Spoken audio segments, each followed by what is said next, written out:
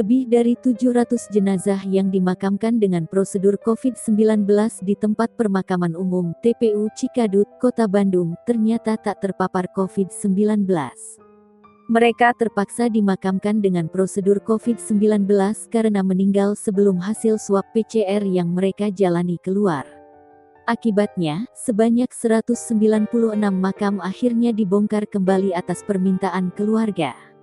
Kepala Dinas Tata Ruang, Distaru, Kota Bandung, Bambang Suhari mengatakan, idealnya semua jenazah yang dimakamkan di tempat pemakaman khusus COVID ini adalah mereka yang sudah dipastikan terpapar COVID-19.